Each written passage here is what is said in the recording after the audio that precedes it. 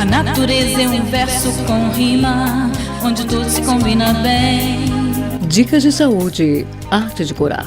A osteoporose é uma doença que reduz a massa óssea, causando dores nos ossos e fazendo com que as pessoas idosas percam altura e sofram fraturas frequentes. Mulheres na menopausa ficam mais suscetíveis.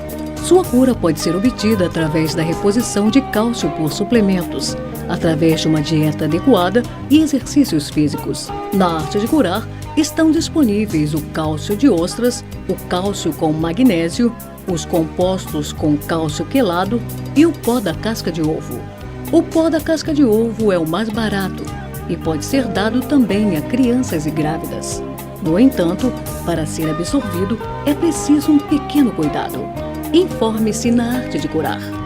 Arte de curar homeopatia e manipulação. Rua Barão do Rio Branco, 186, Três Rios. Arte de curar. Estamos aqui orgulhosamente recebendo Dimas Aparecido Matos, palestrante e um estudioso de questões ligadas à religião e à espiritualidade. Que prazer recebê-lo aqui. O prazer é meu estar presente e discutir este assunto, que é um dos móveis da minha vida, e num programa que cada vez mais cresce e consolida sua posição neste setor na nossa comunidade. Então, vamos definir o que é espiritualidade? Muito importante definir. Espiritualidade, religião e religiosidade. Vamos separar os três? Eu vou usar algumas definições de memória, mas que foram propostas pelo professor e pesquisador Alexander Moreira Almeida.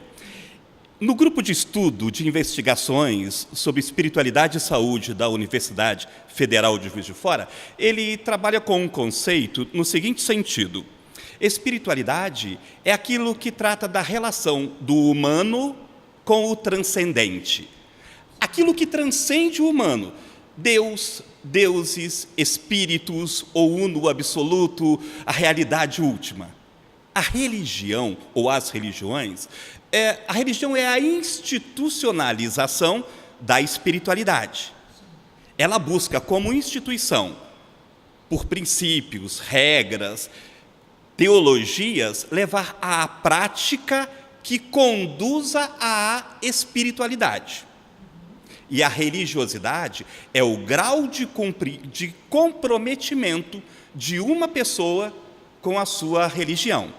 Então, eu posso sintetizar tudo isso que eu disse aproveitando uma fala do padre Fábio de Mello, numa entrevista ao programa Saia Justa de um canal de TV pago. Ele disse assim, que na vivência do processo religioso, ele percebeu que a prática daquele processo tende a levar as pessoas à espiritualidade. A religião é um caminho para a espiritualidade. A espiritualidade é aquilo que concerne ao espírito, ao que transcende o corpo e a vida material. E o que é felicidade? Isso é muito difícil. Se fôssemos perguntar às pessoas, elas diriam o que as faz feliz, ou felizes. Felicidade é ter um carrinho bom para andar, morar numa casa digna, ter um salário suficiente, uma viagenzinha de vez em quando. Mas isto não é a felicidade. Esses são elementos ou fatos, posses, que conduzem a um estado de espírito, a um estado de bem-estar, de contentamento, de plenitude. Felicidade é este estado. O estado de contentamento, o estado de bem-estar, o estado de plenitude emocional. Isto é felicidade. Não podemos confundir em momento algum o que é a felicidade, um estado de espírito, com qualquer coisa que possa te levar a esse estado de espírito. Agora estou louca para perguntar para ele. Dimas, espiritualidade traz felicidade? Pode trazer para quem se espiritualiza. É enigmática, é paradoxal, né, essa afirmação. Espera aí, espiritualidade pode trazer felicidade para quem se espiritualiza. Mas quem tem espiritualidade já não está espiritualizado? Por isso eu volto às definições primeiras, entre religiosidade, religião e espiritualidade. Na prática da vida comum, tendemos a confundir religião e religiosidade com espiritualidade. Você vai à sua igreja, ao seu centro, ao seu terreiro, ao seu templo, e acha que na prática religiosa você está exercendo espiritualidade. Está mesmo. Espiritualidade transcende o humano. Espiritualidade é algo inerente à alma, que é algo que habita esse corpo humano que nós temos. Estar em um ambiente ou conversar sobre um tema não significa dizer que você está pleno do estado de espiritualidade, que você está cheia de espiritualidade. Você pode fazer feições de estar contrita na sua prática religiosa, mas você está presente na sua prática religiosa? Ou é só o corpo, você está cumprindo a obrigação? Eu sempre vou ao culto aos sábados, à missa aos domingos, à reunião às terças, dependendo da sua religião. Você pode estar no templo religioso vivenciando espiritualidade, mas pode ser que não. Pode ser que você esteja ali no entendimento de que o cumprimento de uma prática é suficiente. Não é. Ou seja, não adianta eu frequentar o ritual da minha religião e dar um fora no porteiro. Não adianta você não ser espiritualizado, me permita colocar dessa maneira. No Brasil, existe uma estatística, e o último grande censo, que o censo é decenal, é de 2010, por isso eu me guio por ele. Da população brasileira, de 7% a 9% diz não ter religião, mas em torno de 1% diz não acreditar em Deus. Onde fica a diferença entre 1% que não acredita e os 7 a 9% que não tem religião? São aqueles que vivem em espiritualidade sem religião. Porque a espiritualidade, voltamos ao conceito, é aquilo que transcende e nos conecta com o transcendente, com aquilo que está para além do humano. Esse além do humano, Dimas, é lá no centro da galáxia? Não, é indimensional. O transcendente do humano é aquilo que está no fundo de você, espírito, você que habita o corpo. Você voltando para dentro, você transcende quem você é para se unir ao absoluto. Ali está a espiritualidade. Você conversa com Deus na mais alta capela que pode existir, o teu coração.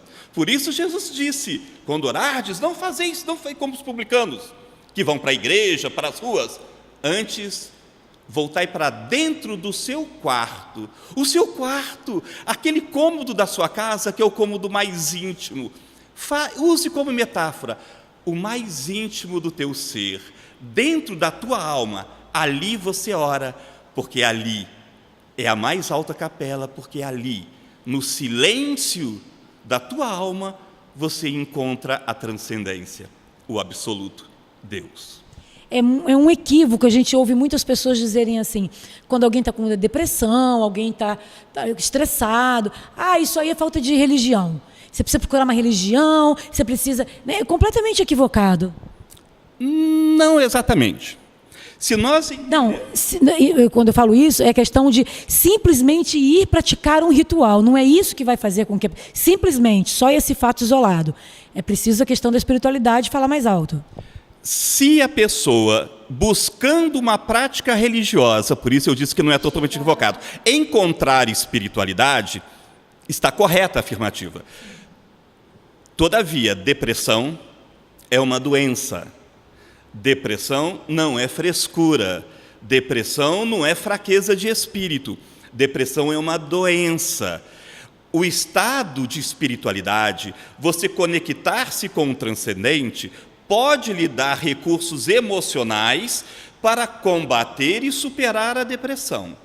Todavia, há estados depressivos que requerem, mais do que a espiritualidade, a intervenção medicamentosa pelos profissionais especializados. Dá uma dica para a gente. Como ser feliz? A filosofia há mais de 3.000 anos, tenta discutir ou entender o que o homem faz para ser feliz. Não se vai pretender que o Dimas consiga responder essa pergunta. Schopenhauer, Platão, Kant, Sócrates, Aristóteles e muito antes deles, os grandes iniciados do Egito Antigo, da Índia, de tradições imemoriais, já se debruçavam sobre esse assunto. E até hoje nós não temos uma resposta absoluta e nem um princípio de autoajuda que te garanta felicidade. Todavia, você pode ter um mapa para você trilhar o seu caminho de busca pela felicidade, se você entender. Felicidade é um estado de espírito, de contentamento, de plenitude. Pense o que é que te leva ao estado de contentamento, de plenitude. O carro te traz euforia, te traz alegria.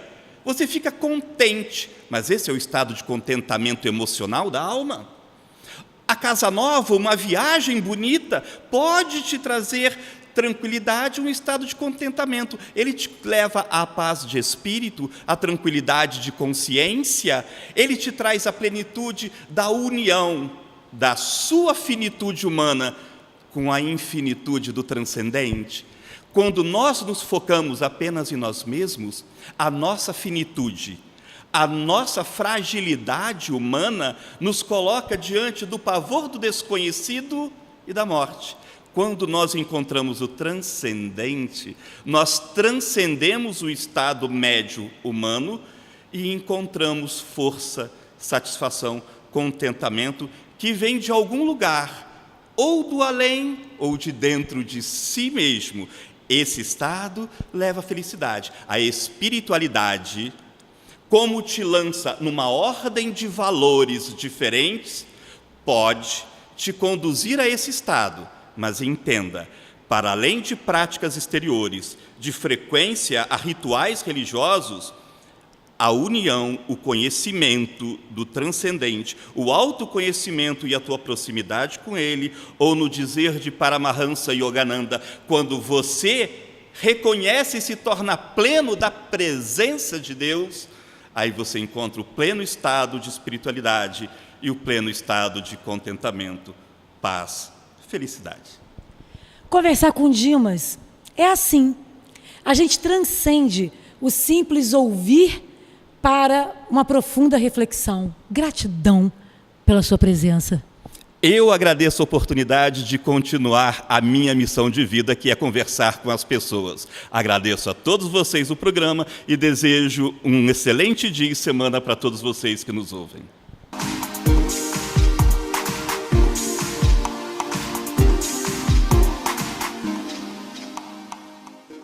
A dica de hoje é sobre a incontinência urinária, que é a perda involuntária de urina. Pode acontecer precedida de tosse, espirro, precedida de um desejo forte de urinar. Acontece com homens, mulheres e crianças, grávidas também.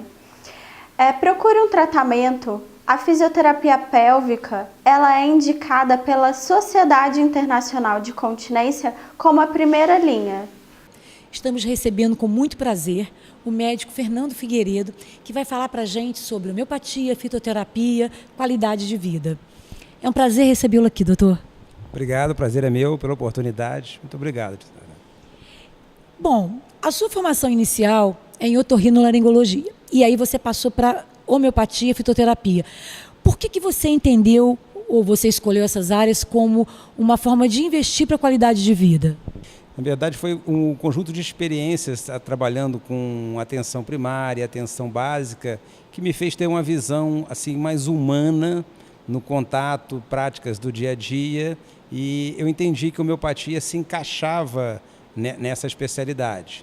Uma vez começando a homeopatia, aí eu fiquei encantado com ela, né, pela maravilha que ela é, pelo espectro amplo que ela tem. E aí acabei assim, incorporando ela em todo o meu dia a dia, no raciocínio, né, de trabalho, de atendimento. Mudou a qualidade de atendimento com os pacientes, porque ela mostrou uma visão que até então eu não tinha, que antes era uma visão compartimentada, né? Aonde que dói? É ali. E não olhando quem é que sentia dor, né? Erroneamente as pessoas consideram a homeopatia, né, a medicina da bolinha, da gotinha, e ela é muito mais ampla. O que te encantou de verdade? De verdade é essa abordagem do paciente, que a gente usa muito esse termo holístico, né? E na verdade o holístico é uma ideia filosófica antiga de que o todo não é a soma de cada parte, ele é alguma coisa a mais. Então, na homeopatia, você transcende essa ideia de compartimento. Não é só um estômago que adoece, não é um pulmão que adoece, é uma pessoa que adoece. E ela adoece em todos os seus níveis, o orgânico, o físico, o emocional e também o de pensamento, que são níveis diferentes de adoecimento. E a homeopatia, ela aborda esses 3 níveis do indivíduo e isso fica mais bonito de você tratar e de cuidar. E aí veio a fitoterapia. A fitoterapia é quase que, vamos dizer assim, ela veio complementar o conhecimento. A gente lida com muitas plantas, você acaba ficando curioso que planta que você está trabalhando, qual é a família dessa planta, e às vezes você pode também trazer, vamos dizer assim, um efeito mais orgânico através de uma fitoterapia, que é uma ciência que, vamos dizer assim, que ela é de tecnologia e de baixo custo. Ou seja, você pode com facilidade oferecer tratamento para as pessoas a um custo muito baixo. Você pode ter remédios para aliviar febre, dores, expectorantes, tudo num nível muito mais fácil, muito mais acessível à população carente. A homeopatia, ela é mais preventiva ou mais curativa? Depende do que você está tratando. Ela é preventiva se você consegue entender a filosofia homeopática, mas ela também é curativa dependendo do que você está tratando. Essa briga, né, essa confusão de que a homeopatia cura tudo ou não cura nada, na verdade, quando há uma disfunção celular, alteração da função do organismo, a homeopatia é muito eficiente. Quando você tem um processo lesional, alguma coisa já morreu, já foi destruída, a resposta é pequena. Então você tem que selecionar o que é tratável ou não dentro da homeopatia, para você não cometer enganos, né, e nem oferecer falsas esperanças, ser bem certo no que está fazendo. Qual o maior mito em relação à homeopatia que você acha que as pessoas têm? De que a homeopatia demora muito a fazer efeito. Depende do que você está tratando. Se você está tratando fatores emocionais, ninguém muda suas emoções de um dia para o outro. É preciso um tempo para isso.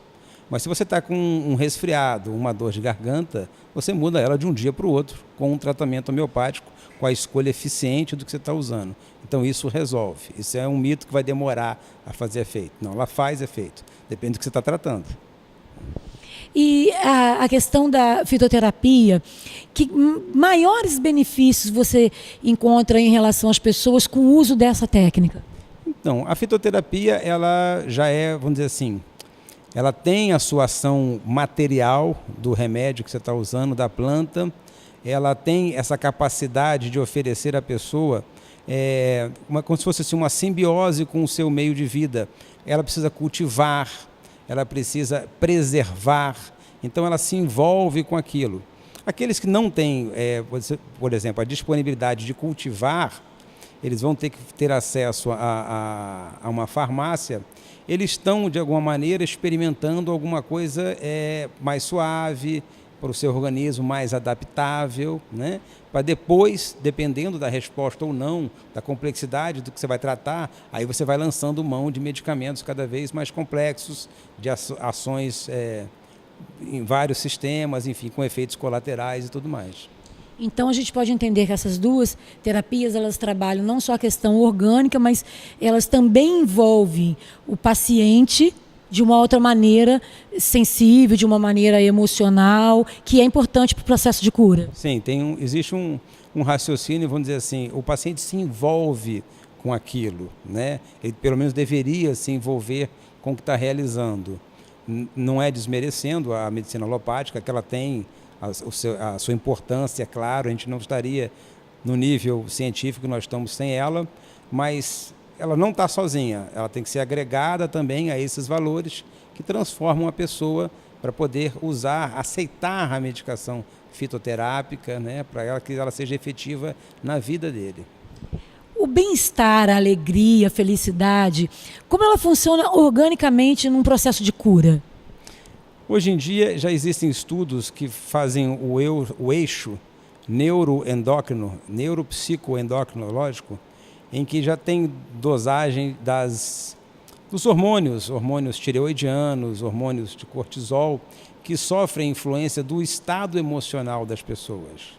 Então isso já tem marcadores, você já tem exames que evidenciam áreas cerebrais que se alteram quando a pessoa está vivenciando alguma emoção diferenciada ou algum transtorno mental, ele também é evidenciado.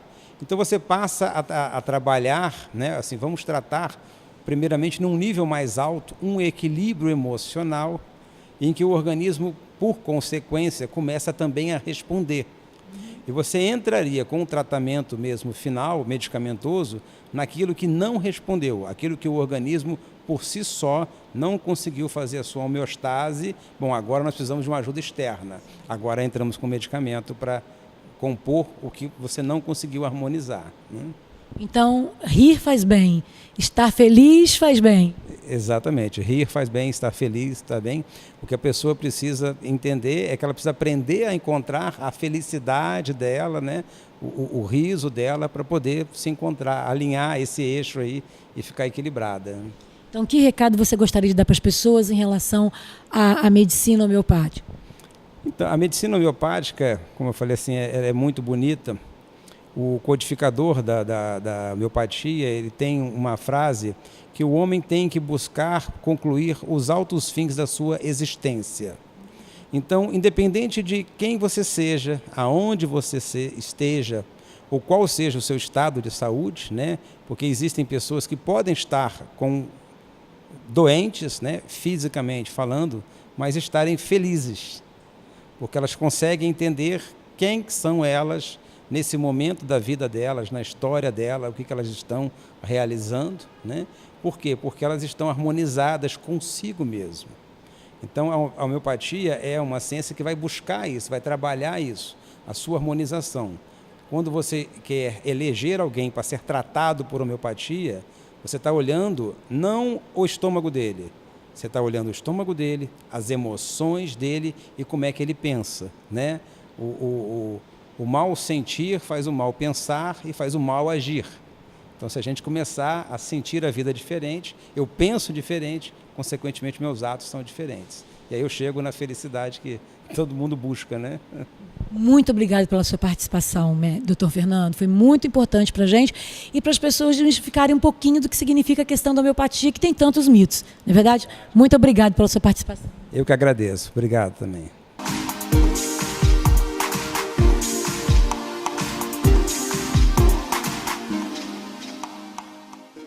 Dia 23 de março, palestra Disciplina Positiva com Fabiana Neves, certificada como educadora em Disciplina Positiva. Dia 23 de março. Faça já sua inscrição na página Áureos Núcleo de Vida. Workshop Disciplina Positiva em Sala de Aula. Facilitadora Fabiana Nogueira Neves, educadora em Disciplina Positiva, certificada pela Associação Internacional de Disciplina Positiva. Dia 23 de março, de 14 às 18 horas. Não perca, faça a sua inscrição na página Áureos Núcleo de Vida. Curso de EFT, Acupuntura Emocional Sem Agulhas. Dia 6 de abril, de 9 às 17 horas, com o professor Marco Aurélio, enfermeiro, terapeuta e especialista em EFT.